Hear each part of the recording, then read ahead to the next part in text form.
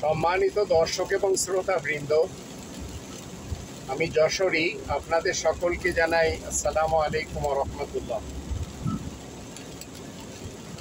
রবের শান্তির রাজ্যে যেখান থেকে আপনারা আমাকে দেখছেন এবং শুনছেন, মনে রাখবেন আজ 2024 সাল। আল্লাহ রাব্বুল আলামিন আমাদেরকে নতুন বাংলাদেশ উপহার দিয়েছেন।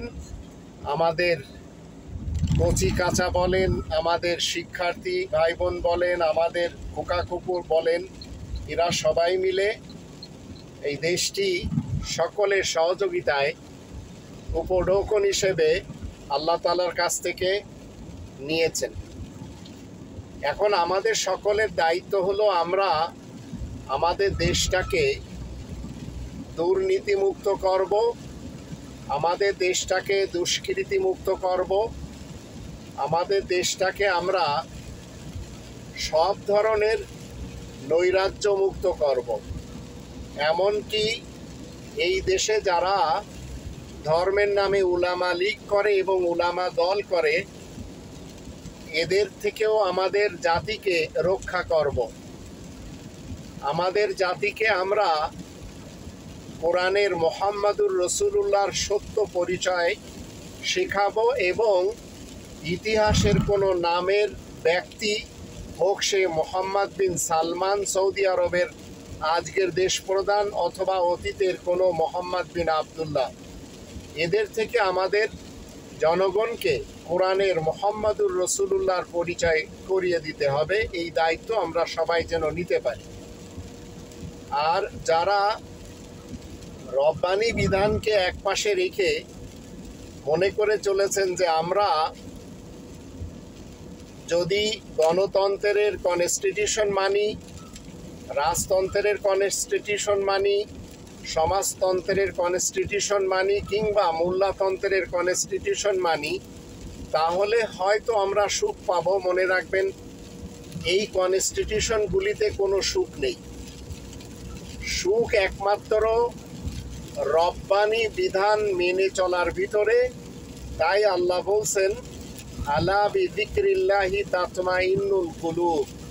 আল্লাহ তাআলার এই যে কনস্টিটিউশন, এই যে বিশেষ স্মরণ হিসেবে আল্লাহ পাঠিয়েছেন, এর সাথে যদি আমরা আমাদের ব্যক্তিত্বকে গুছিয়ে নিতে পারি, ব্যক্তিত্বকে যদি আমরা সম্পৃক্ত করে নিতে পারি, তাহলে অবশ্যই আমরা হৃদয়ের প্রশান্তি পাব। এই পৃথিবীতে আমরা যদি আল্লাহ তাআলার ইসলামিক কিংডমের প্রত্যেকটি এলাকা দেখি, আর প্রত্যেকটি এলাকার যেখানে যেখানে আমরা শান্তি দেখছি, আমাদের মনে রাখতে হবে তারা সবাই দ্বীন ইসলামকে ফলো করে চলেছে। এই ফলো করে চলার ব্যাপারটা নিয়েই যখন আমরা 3 নম্বর সূরা আলে ইমরানের 83 আয়াতে দেখব, সেখানে বলা হচ্ছে আল্লাহ রাব্বুল আলামিন আমাদেরকে কি শিক্ষা দিচ্ছেন মুহাম্মাদুর রাসূলুল্লাহর মাধ্যম দিয়ে। ওয়ালাহু আসলামা মান ফিস সামাওয়াতি ওয়াল আরদি তাওআন ওয়া কারহান ওয়া ইলাইহি ইউরজাউন। আল্লাহ তাআলার জন্য ইসলাম মানে শান্তি কায়েম রয়েছে আকাশ পৃথিবীর সবখানে, ইচ্ছায় এবং অনিচ্ছায়। তো আমাদের সকলকে ইচ্ছায় আল্লাহ তাআলার ইসলামকে কায়েম করতে হবে।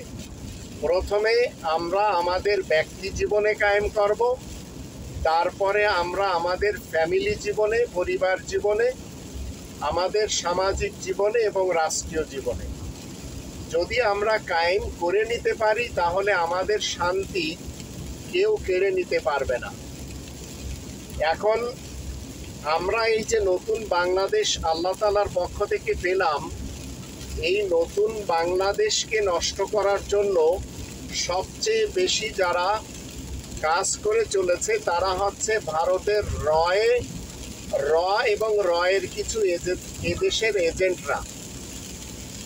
বিগত 15-17 বছর থেকে আমরা দেখতে পাচ্ছি এই দেশটাকে খুনি হাসিনা ভারতের পেটের ভিতরে ঢুকিয়ে দিয়েছে।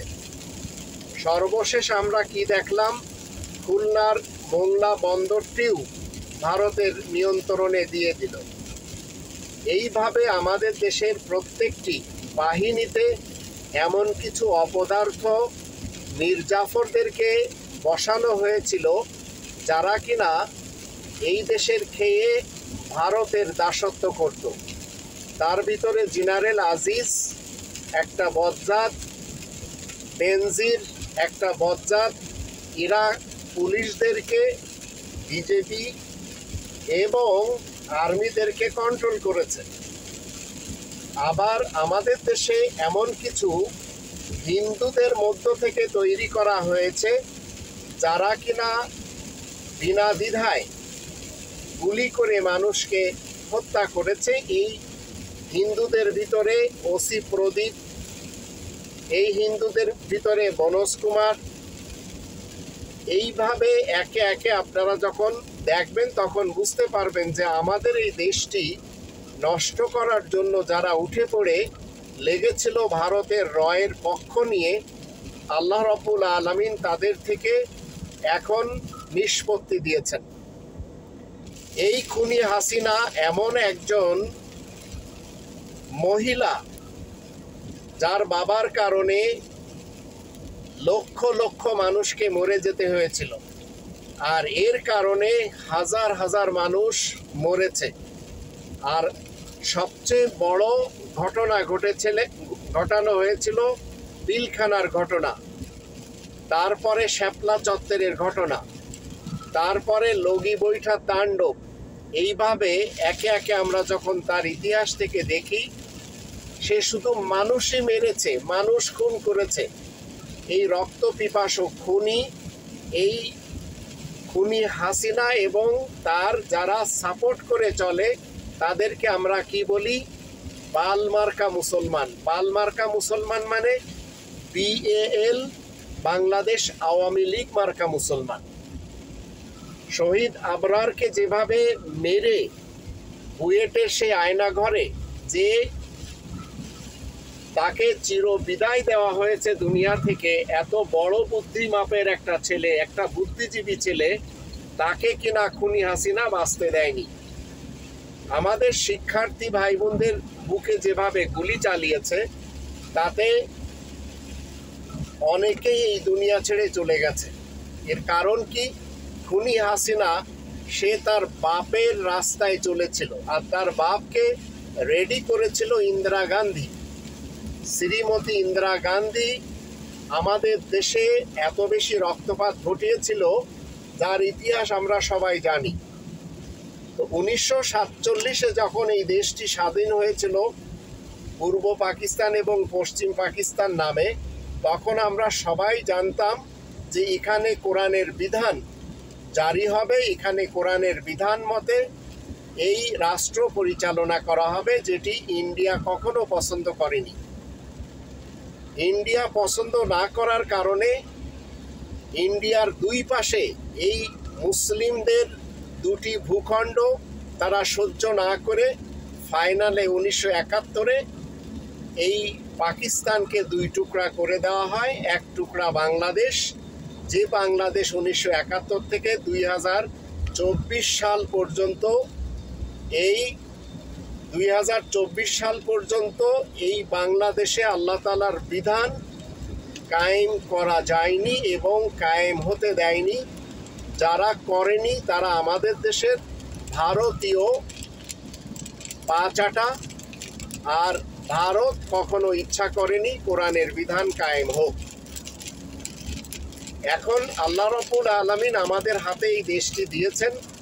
আমাদের দেশের সেনাদেরকে নিয়ে আমাদের জাতিরা গর্ব করে, পুলিশ ভাই বোনদের নিয়েও গর্ব করে, প্রশাসনে যারা রয়েছেন, এয়ারফোর্স নেভি যারা রয়েছেন, আনসার যারা রয়েছেন, এবং দেশের যারা সত্যিকার অর্থে যারা দেশপ্রেমিক, তাদের সকলকে নিয়ে আমাদের গর্ব করতে হবে। পুলিশ ভাই বোনদের মাঝে যারা ভারতের গুটি চালিয়েছেন, যারা ভারতের দাবা খেলেছেন, তারা এখন ইনশাআল্লাহ ভারত মুক্ত হয়ে এই দেশকে পরিচালনা করবেন।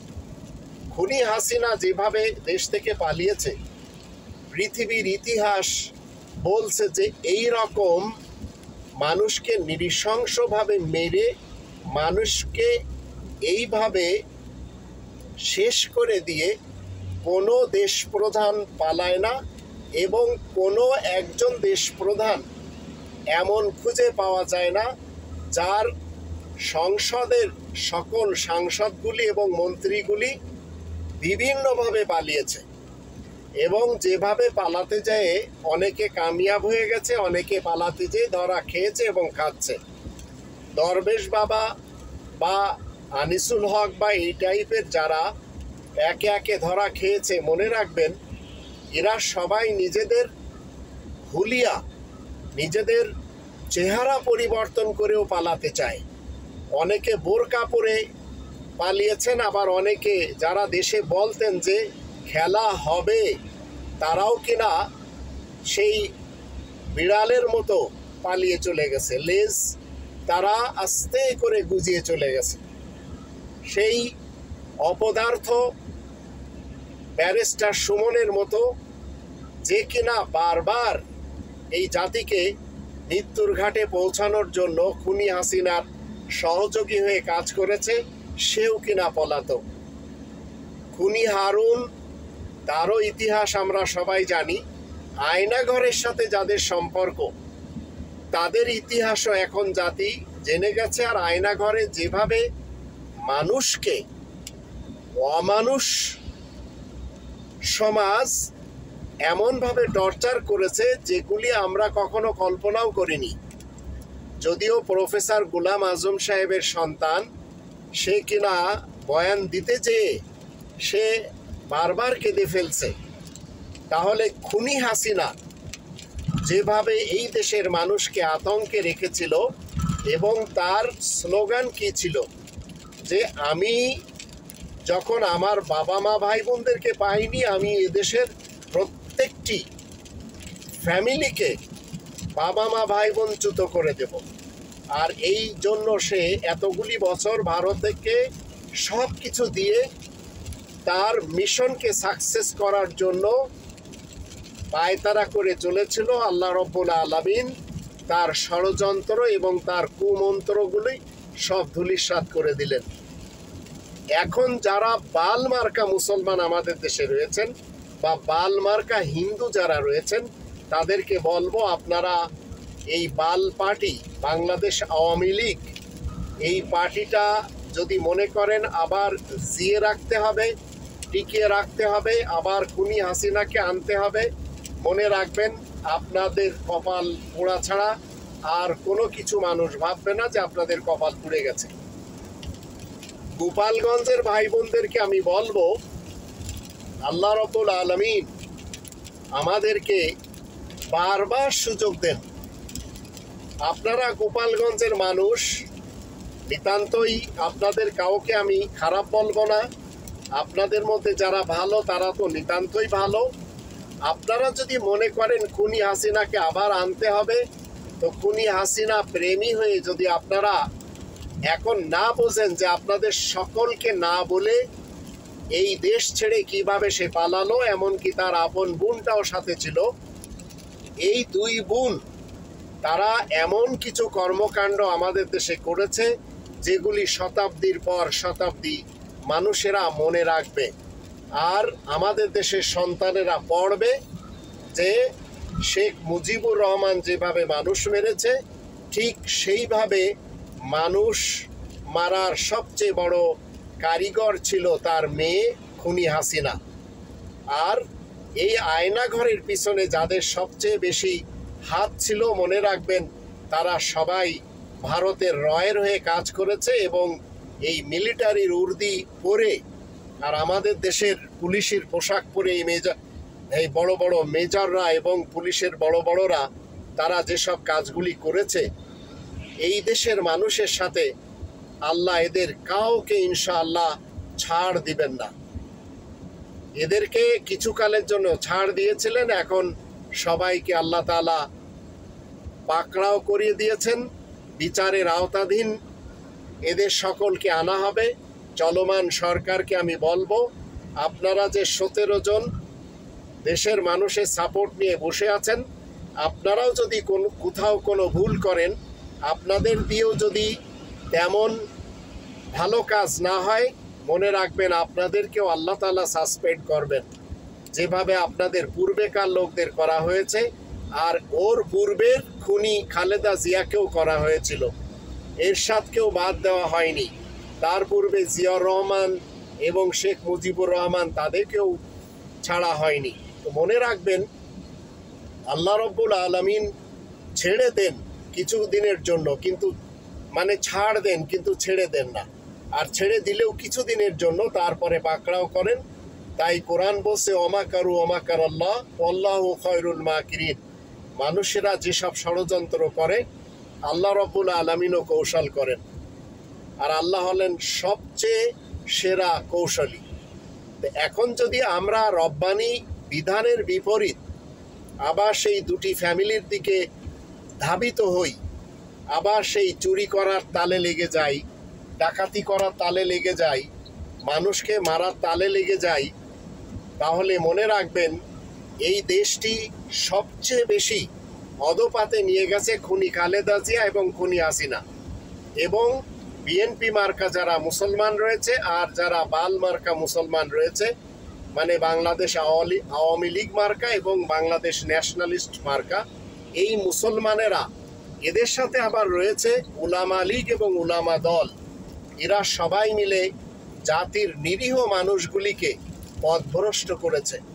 জাতির নিরীহ মানুষগুলিকে এমনভাবে এরা শিক্ষা দিয়েছে যে শিক্ষাতে শান্তি নেই, শুধু অশান্তি ছাড়া।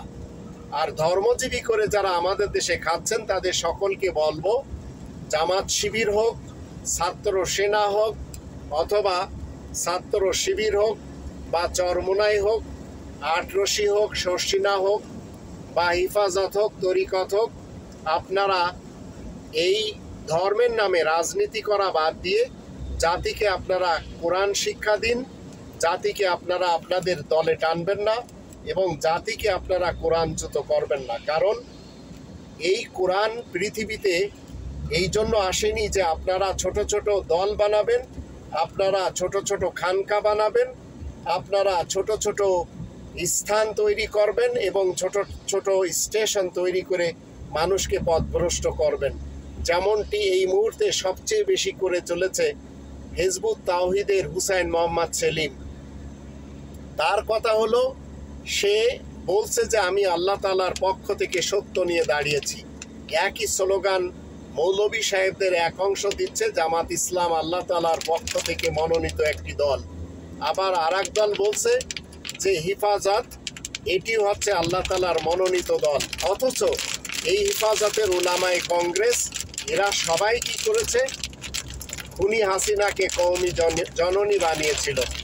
এই হিফাজত খুনি হাসিনার জন্য এরা কি করেছিল?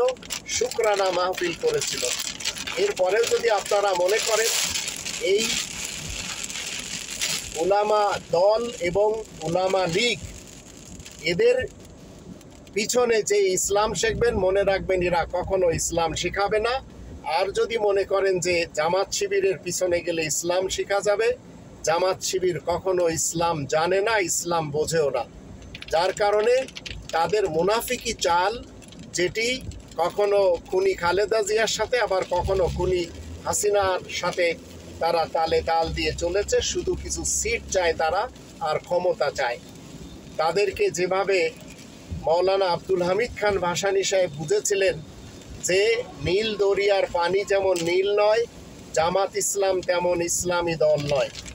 মনে রাখবেন, যারা নিজেদের বড়দেরকে রক্ষা করতে পারেনি, তারা জাতির কাউকে রক্ষা করতে পারবে না। এই জামাত শিবির, এরা যদি খুনি হাসিনার সাথে না দিত, তাহলে খুনি হাসিনা এতদিন এই জায়গাতে থাকতে পারতো না এবং একের পর এক দুর্নীতি, দুষ্কৃতি এবং ভ্রষ্টাচারী আর নৈরাজ্য সৃষ্টি করে ক্ষমতায় থাকতে পারতো না। এগুলির জন্য আপনারা যদি গোড়াতে চান, তাহলে জামাত ইসলাম দায়ী, কারণ তারাই কয়েকটা সিটের জন্য তাকে তার প্রধান আসনে বসার সুযোগ করে দিয়েছিল। তো এই দল কখনো খুনি খালেদা জিয়ার সাথে যায়। আর খুনি খালেদা জিয়া কি বলেছে? জামাত ইসলাম এরা মুনাফেক। তো এরা মুনাফেক কেন বলেছে? যখন খালেদা জিয়া দেখেছে যে তার সাথে দিচ্ছে না, তখন তারা কিন্তু এ কথা বলেছে। তো আমরা যদি কোরআনের ইসলামকে বাদ দিয়ে জামাত ইসলামে চলে যাই, তাহলে সেখান থেকে ইসলাম আমরা কখনো পাব না। আবার এই যে সমস্ত লোকেরা আজ আমাদের দেশে নেতা নেত্রী এবং কর্মী হয়ে মানুষকে কুপথে নিয়ে যাচ্ছে, এদের সকলের থেকে আপনাকে আমাকে বাঁচতে হবে। তো গোপালগঞ্জবাসীদেরকে আমি বলতে চাইছিলাম যে আপনারা যেভাবে নতুন করে আবার চাচ্ছেন খুনি হাসিনা দেশে আসুক, তো আমার কোনো আপত্তি নেই। আমি বাংলাদেশি সেবা পার্টিকে পছন্দ করি, যে পার্টি এদেশে রক্তপাত চায় না, যে পার্টি এদেশে কোন্দল চায় না, গণ্ডগোল চায় না, যে পার্টি সবসময় চায় খনিজ সম্পদের অর্থ 8 নম্বর সূরা আল আনফালের প্রথম আয়াতের দৃষ্টিতে জাতির 18 কোটি মানুষের মাঝে যেন সমানভাবে বন্টন হয়, তাতে প্রত্যেকটি নাগরিক কোটিপতি হবে, তাতে কিঞ্চিত সন্দেহ নেই। কিন্তু আপনারা যদি আবার মনে করেন খুনি খালেদা আর খুনি হাসিনা এরাই রাজনীতি করুক, তাহলে আপনারা এই দেশটাকে ডুবিয়ে ছাড়বেন। এই দেশটা আর পুনরায় ডুবাবেন না।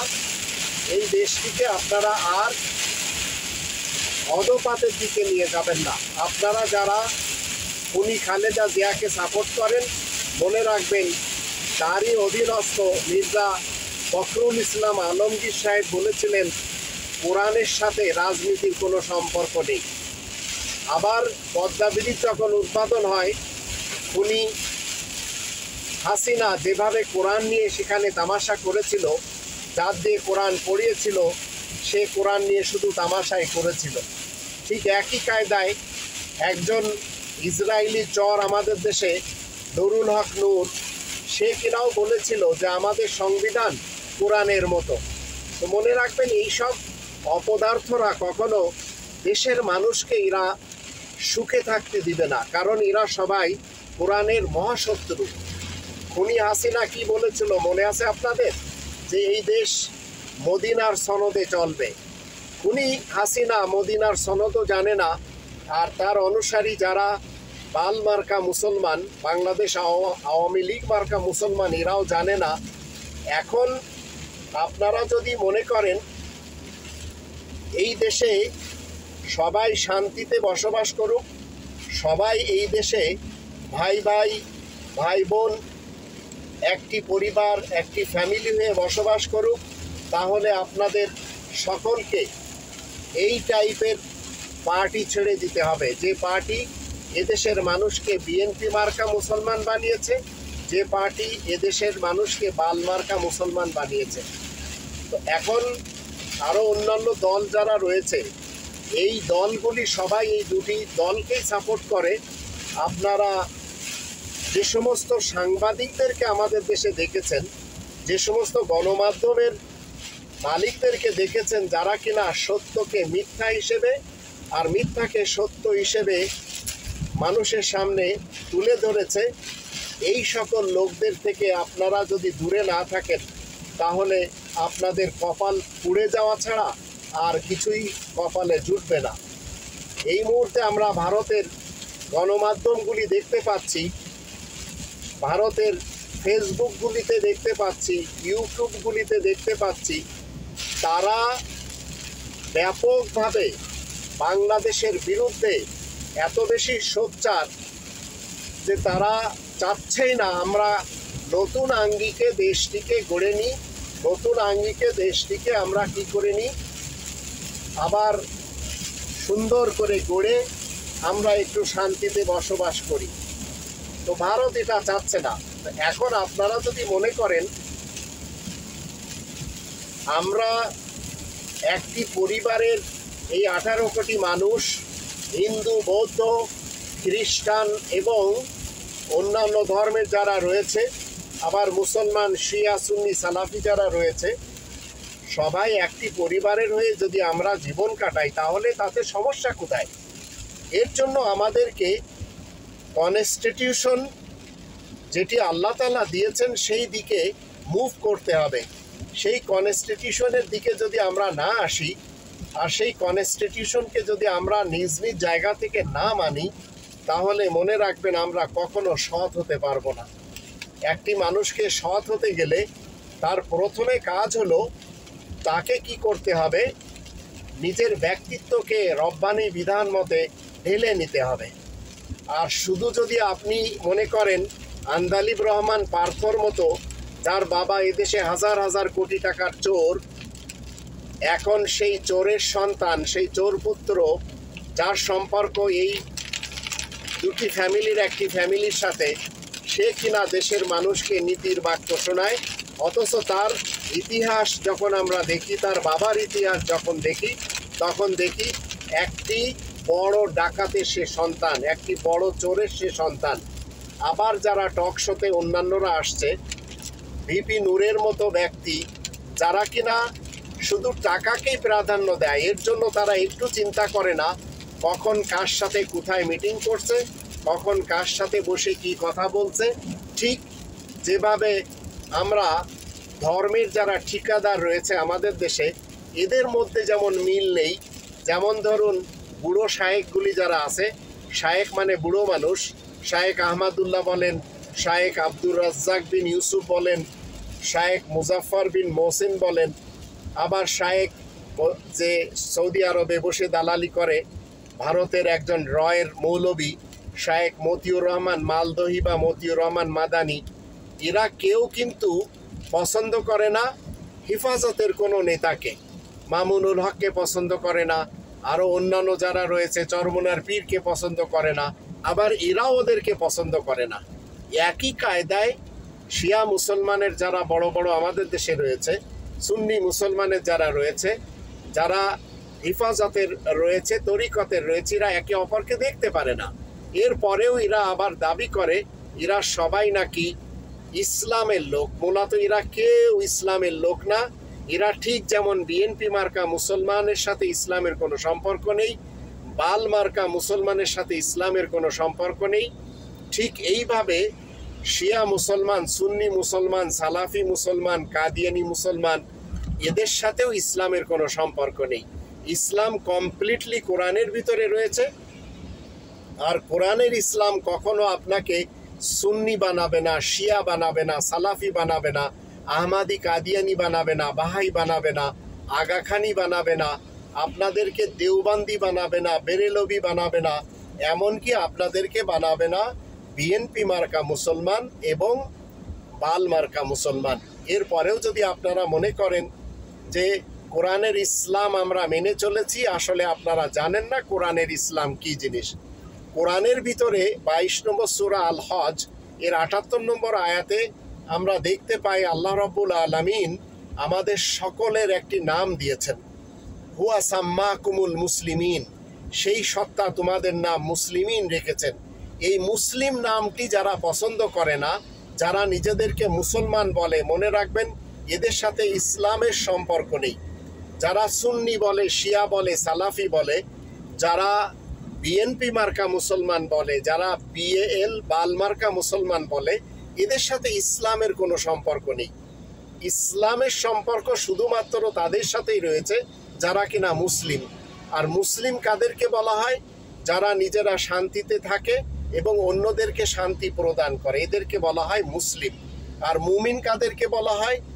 যারা নিজেরা নিরাপদে থাকে এবং অন্যদেরকে নিরাপত্তা প্রদান করে, এদেরকে বলা হয় মুমিন। তো আপনাকে আমাকে মুমিন মুসলিম হয়ে জীবন কাটাতে হবে। আর আমাদের দেশে সংখ্যালঘু বলতে যদি আপনারা কাউকে বোঝেন, তাহলে আমাকে বুঝতে পারেন আমি ডক্টর আবুল কাশেম মোহাম্মদ মাহবুবুল্লাহ যশোরী, এই স্বাধীন বাংলাদেশের একজন সংখ্যালঘু মুসলিম। কারণ আমি আজ 4 দশক থেকে কোরআনের কথা বলি। আমার সাথে এই 40 বছরের উপরে হয়ে গেল 40 জন লোকও আমার সাথে নেই। কারণ আমি কখনো কোনো মানুষকে আমি আমার সাথে আসতে বলি না, আমি কোনো মানুষকে চাকর বানাতে চাই না, কোনো মানুষকে আমি মুরিদ করতে চাই না, কোনো মানুষকে আমার সাপোর্টে আসতে বলি না। আমি সবসময় সকল মানুষকে বলি ফ্রিডম নিয়ে, স্বাধীনতা নিয়ে, আজাদি নিয়ে, স্বাধীনতার স্বাদ চেখে জীবন কাটাতে। আমি নিজেও সেটি পালন করি। তবে যারা করবে না তাদের নিয়ে কোরআনের যে বার্তা আল্লাহ মুহাম্মদুর রাসূলুল্লাহর মাধ্যম দিয়ে দিয়েছেন সেটি হচ্ছে 18 নম্বর সূরা আল কাহফের 29 নম্বর আয়াতের শুরুতে, ওয়াকুলিল হাক্কু মির রব্বিকুম ফামান শাআ ফালিউমিন ওয়ামান শাআ ফালিয়াকফুর। তুমি বলে দাও মহাসত্য তোমাদের রবের পক্ষ থেকে এসেছে, যার ইচ্ছা সে মেনে চলবে, যার ইচ্ছা সে অমান্য করতে পারবে। তদ্রূপ 2 নম্বর সূরা আল বাকারার 256 আয়াতে যখন আমরা দেখি মুহাম্মদুর রাসূলুল্লাহ আমাদেরকে শিক্ষা দেন, লা ইকরাহা ফিদ্দীন, ইসলামী জীবন ব্যবস্থা পালন করানোর জন্য কোনো বল প্রয়োগ নেই।